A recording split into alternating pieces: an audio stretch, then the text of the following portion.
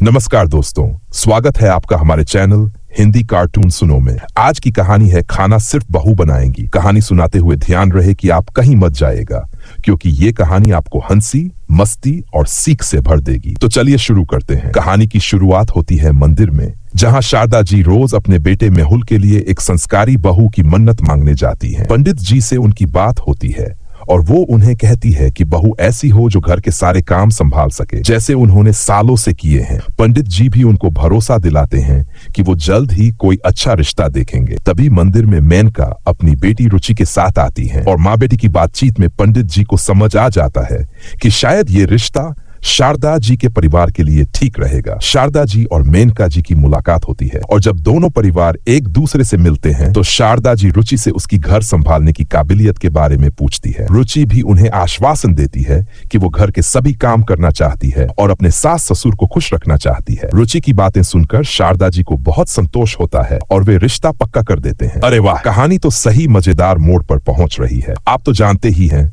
हर कहानी में एक ट्विस्ट होता है।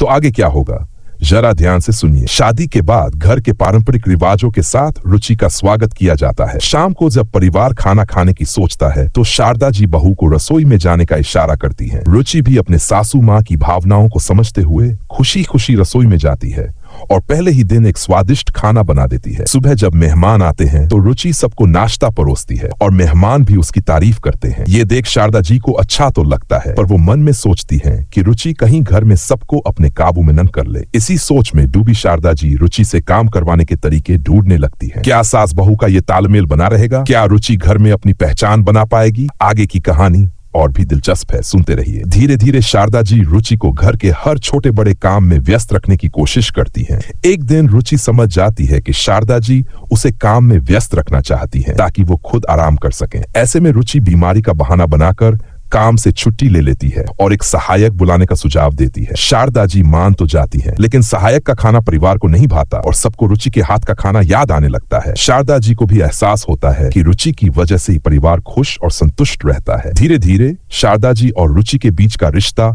और गहरा हो जाता है। उन्हें समझ आ जाता है कि रुचि इस परिवार का एक अनमोल हिस्सा है। तो दोस्तों, कैसी लगी आपको ये कहानी? अगर आपको ये कहानी अच्छी लगी हो तो हमारे चैनल हिंदी कार्टून सुनो को सब्सक्राइब करना। मिलते हैं एक और नई और मजेदार कहानी के साथ। धन्यवाद।